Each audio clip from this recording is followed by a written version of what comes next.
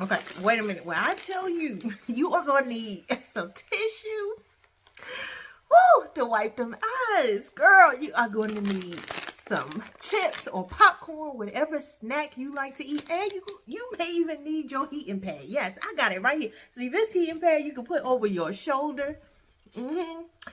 Heat your back up. You can put on your waist to heat your waist up. Listen, this book, I got it right here. Wait a minute. This book right here, Real, is the real deal. OMG, we have to talk about it. I had to dedicate a video to this because this book was so well written, so good. The story, the plot, the characters. Let's get into it.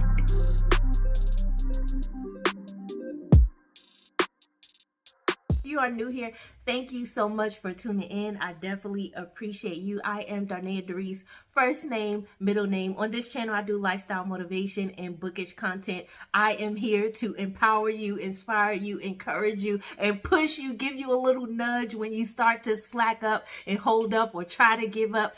No, here I want you to get excited. I want you to feel empowered in everything that you do and all in who you are. So if you love that type of content, please go ahead, consider subscribing, hitting the notification bell any and every time I go live, because you may get a vlog, you may get a little something of everything. But we're going to have fun here and we're going to grow together. But let's get into the video. So as you can tell by the title, I'm going to be reviewing the book by Kenny Ryan, Real, which was originally published in 2021 but republished just a few months ago in 2024, November. Okay, and she came out with the paperback version of Real. First of all, this cover is gorgeous. Don't we love a good color, ladies? We love a good color. Yeah, we love color, but we love the cover. A good cover will always draw your attention, or at least for me.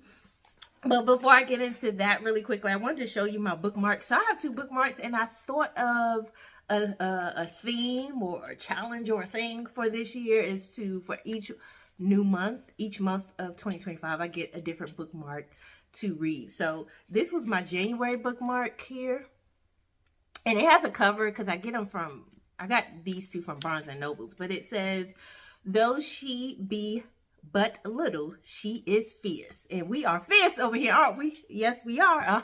And then my February book cover, it has some brown in there, it has some color in there. I have no shelf control, and I love that. I usually take it out when I read it, so I use it like this, but once I'm done using it for the time being, I put it back in its cover. But anyway, just wanted to show you that. Okay.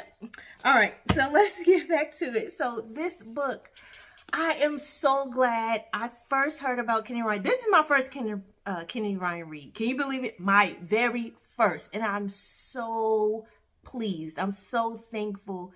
The thought that she put into this book, a little bit of research, a little bit of facts, a little bit, so many themes. And I'm going to run over what I got in this book. But I first ran into this author on Kiona's page. Her page is Chocolate Covered Pages. If you don't follow her, go follow her. I'll mention any and everybody in the book, but Kiona is one of those people. She makes great content, gives great book recommendations. She's from New York, okay? I don't know if you know Kiona, but I was born in Brooklyn, okay? And raised in the DMV, but I live in Alabama now.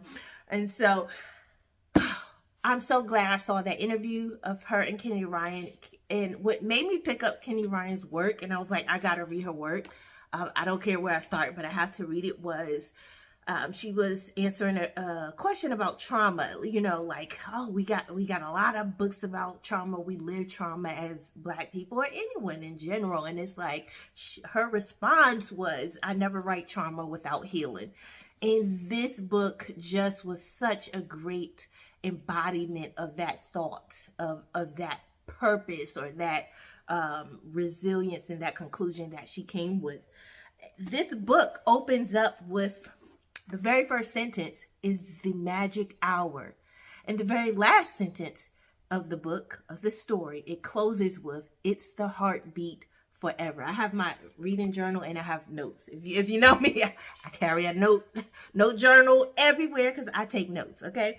But I love that it starts with "It's the Magic Hour" because this book is so much more than romance. I know it's marketed as romance, but it's so much more than that. This book covers so many items, and one of the major revelations or themes and purpose that she gives in this book is to live your life to the fullest. Give your best. Are you living every minute, every second, every day? Are you paying attention to your life? Are you walking it and enjoying it? And of course, things happen. This book it highlights so many things. Let's walk through them. It starts out highlighting family breakdowns and breakups, and talking about family struggles, because it follows two characters, main characters, Nevaeh and Cannon Holt. Nevaeh Saint, which her name happened to be Nevaeh Mathis. But it starts out with her story, and at first I was like, okay, this is a little childish.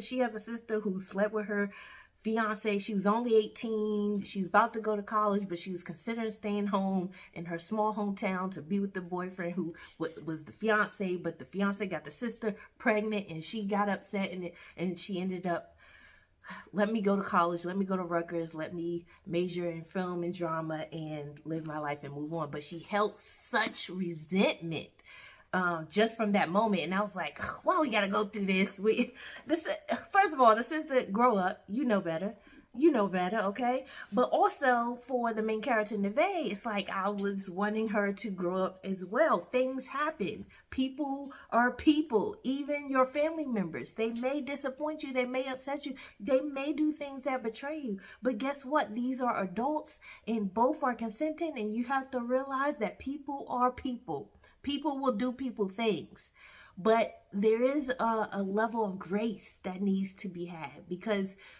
and let's touch through it. Okay, so it goes through family breakdowns and family breakups, but it gets so good if you just take time with the story. When you're reading any story, take time with it. Give it time to develop and to grow and to manifest into something that gives you thought, gives you pause, and that's what this story does. All right. It also highlights reconciliations.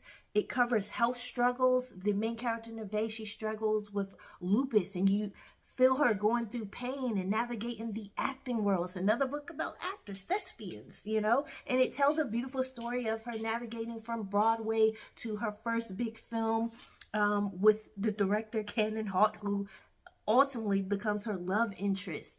And I love that it has this, it's easy to read. I did not want this story to end. It's so easy to read, so easy flow. And it has a flow like if you ever read Frida McFadden. I read about 3 books from Frida so far. Hers are so easy to read. I get through them so quickly. But she does this perspective where she gives 2 perspectives from the first person. Like you're walking the life with one character and walking it with the other, and that's what Kennedy does in this book. You're walking through Nevaeh's point of view. You live in the life through her point of view, and then you go from her point of view to Cannon Holt's point of view. And I love that female-male dynamic where you get both perspectives this time. How he's feeling. You get how kind of men think or guys think when they want to ask somebody out, or they see potential, whether it's career-wise, professional-wise, so forth and so forth. But it walks through, she goes through lupus, and it doesn't just Kennedy doesn't just throw that health concern right at you. It eases up on you just like it would in real life. Small symptoms here and there, and then it goes big after the buildup of the amount of stress of doing a film and working 16, 14, 12-hour days. I love that gradual buildup there as well. She also walks you through healing, not just healing with the family breakdowns, the breakdown with the sister, but healing through friendships, healing through relationships in general, healing with your own personal health. It really pops up so many things of healing here. Obviously, love, it's a romance book, but like I said, it's more than, I wouldn't even categorize this as a romance, to be honest with you. Like, it was so realistic, so great. The growing pains of being an actor and navigating the business, it points out there. Remember, if you watch my other videos in January, I read a book called Good Company, and it talks about thespians and the life, but it was more so from our Caucasian perspective, if you will, and this is from the Black experience perspective. So I love the two dynamics there. But this book also talks about passion and compassion. The passion, you're going to get some spicy here. You're going to get the scenes where it's like, hey, whew, it's like, yes, I want to experience that, you know. But you also get compassion from the guy who becomes her fiance, Kenan Hall, as they navigate the scenes, and he's taping her, and he sees the talent she has, but also starts falling in love with her and have to ease on it because he doesn't want people to think, oh, she just got this role because she's my girlfriend or my love interest. You see the care that he takes with her. This book also highlights relentless resilience. And again, coming from the health, coming from the relationships, for a stint, she didn't talk to her mom for years, and it's so much that you can relate to. You see the mother-daughter dynamic and thinking, and especially when you're dealing with siblings and having multiple siblings, one sibling feel like, oh, you chose her over me, or you gave her more attention than me, and then realizing, well, we thought you moved away, you didn't want anything to deal with us, you didn't come back. I mean, come on, guys. Like, it touches on racism and prejudice, and it also highlights the difference of treatment of at the time, you know, when you're dealing with World War II and the Harlem Renaissance, how Black people were treated here in the U.S. versus how they were treated in Europe. And it's such a funny dynamic because a lot of the European countries, it was the main European countries that helped to propel the unfortunate magnitude of chattel slavery and colonialism, but it becomes the actual European countries, those in Europe, that sometimes where Black people, especially during the Harlem Renaissance, even now, found more solitude or acceptance and comfortability in those countries versus the U.S. So that's an interesting thing to study. Also, it highlights forgiveness, understanding. You're going to get some marriage dynamics. It's a story within the story because while they're filming, Kennedy does a great job with infusing the plot of the film, the story, right, of what's going on with Desi Blue, because Desi Blue is the movie. It's the character that the person's role she has in it, and we kind of get that story, how the film and the script reads, and it's such infused in a beautiful way. To me, it didn't distract from the story at all. You also in this book get the ups and downs, like I said, of mother-daughters, parental, and you also see how the breakdown of communication or the lack thereof lead to misunderstanding. So with Neve and her mom, she didn't communicate with her mom a lot, so her mom didn't really know that, oh, mom, I feel like you took my sister's side, Terry's side, and she's the one who got pregnant with my then fiance. And, you know, and she also thought, well, the mom doesn't fly, so she only got to see her daughter perform one time, and she didn't get the mom's perspective. The mom was afraid to fly. The mom felt like, oh, you left, you didn't want anything to do with us, but I needed to take care of my daughter who was pregnant, didn't have any money. She was a teenage mom there. Or a young mom, and I have to help with that. But you see the love that she still has, and they all end up saying I'm sorry at some point. It takes a while, but they each say I'm sorry for what their role in it. And miscommunication, or the communication, the lack thereof, you see how it leads to unnecessary resentment, long-lasting disappointment, and weighted burdens. And it hits home for me because I'm one who you may label, some people who know me may label me as reserved or taciturn. I keep things in, and I don't always communicate my sadness or what I'm feeling, or what I assume how your treatment of me is, and things of that nature, and learning to communicate that and be bold in that, and getting past that. We have to learn that communication is key, no matter what type of relationship or war you're navigating. You have to speak. You have to let people know, because if they don't, guess what? You're gonna live your life in mystery, assuming, and you're gonna be answering questions that you didn't get the answers to from the person you need to get the answers to. So I encourage you to live every moment. I mean, let's. I know I'm getting old here, but don't stay tuned. Stay tuned. Keep watching. There's some things here. In the book, it highlights Cannon Holt. His mom dealt with MS, and he lost his mom, but he documented every process. His mom was kind of like loved photography and film, and so when he got in relationship with Neve, that kind of took hold, and she was able to experience his mom in that way. And the mom always stressed about living life. And she asks, do any human beings ever realize life while they live it? Every minute. Saints and poets, maybe. I love that.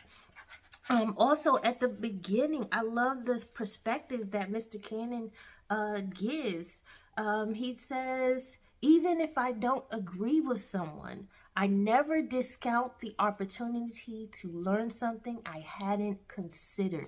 And I want all of us to really get that. You may not always agree with someone. You may not always agree with me. You may not always agree with my reviews or anything, but listen, never discount the opportunity to learn new perspectives, to get new information, because what you know to be true today may not be true tomorrow, because we're constantly learning. We're living on a floating rock, people. It is still things we're still discovering today. We have to continue to grow, continue to learn, continue to manifest, invent, innovate. All right. And so this book, I mean, the love that this guy, when they finally went public with their relationship in the film, it was no cut cards. The book closes with him proposing after they had the premiere of the movie, and the movie the production was so close to finish, but she had this real bad flare up with the lupus symptoms. She ended up having bad kidneys. The sister ended up giving her a kidney. They came together, and she had the kidney transplant and finally finished the movie. And I love that the book did not end with her passing. I was worried. I was like, is she gonna make it?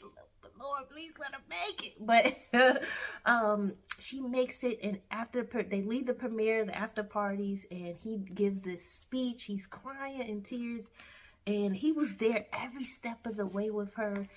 I mean, you can feel through the pages. I can, I'm there seeing him look into her eyes, proposing. You would have thought this was my friend, and I'm like, girl, woe for you. And you know, it's like that, the careness that Kennedy describes for this man, and the vulnerability that he gave her. It's like, oh, such most women, anyone, even males, dream to have. I love this book. I want it to end. And I gave it 4.5 stars, and it's 5 stars for the romance category. I gave it 4.5 overall, because the 5-star books I had so far is 2 of them. One was S.A. Cosby's Razor Blade Tears, and the second 5-star was the first book I read in February, which took me so long, a week and a half, was The Reformatory. And the complexity of the writing was just, I mean, it was just 5-star. Plot, story, everything, the way it's written. This book, so easy to read. It's so great. I suggest male and female read this, and really push yourself to, no matter what you're going through, stay up, live it. Don't waste a day. Don't waste a minute. And I love that she kind of throws some facts in here. She throws a little bit of information on what's going on with World War II, and entertainers still going to perform even while bombs are being dropped. We're dealing with Germany and things of that nature. And she also highlights that women of color are the main people to have lupus, and lupus affects about 90% or 90% of people who have lupus are women. So, and then it's a 2 to 3 times more likely to happen to women of color. So take care of yourself. Listen, wherever you read, reading gives you the opportunity, whether fiction or nonfiction, to learn, to research more. I hope you don't just read just to be reading, but take time to research. Anytime I find facts that's jump in there, I go research and see if is this really a fact or how did they research. In the back of the book, she does give some questions, the interview question answer by Kenny Ryan. She also gives a little bit more insight of how she got the book, the research she did to do the book. I mean, I can't express enough. And I don't want to keep you too long because it's already about to be 20 minutes. But the next book I'm reading, this is my 3rd book of February. I don't know. My February TBR, y'all, was like, it was very, like, what are you trying to do? This is, you're being bold with this TBR. That's how my February TBR is. So my first book was The Reformatory by Darnaya Darice. That was over 500 pages. And I'm like, girl, why'd you make this 500? It's good, but jeez. And this book is 460 pages. I read this from February 12th to today. It's Tuesday, February 18th. And that's because I took a day off. I had my first skip day, which was Valentine's Day. Our kids had a field trip, and so we went on that field trip with them. And then this book is my 3rd over 500 page book. Yeah. It's a little over 500 pages, and this is my first fantasy. So I went from historical fiction to romance, now to my first fantasy, and this is by Evan Winter. Go support your brother here. The Rage of Dragons. I first heard of this book by Smitty1423. He raves about this. I saw the interview he did with Evan Winter, and I'm excited to jump into this head on. Kiana said, this gonna be your first fantasy, girl. You started off strong. But that's me. I am a learner. I'm a reader.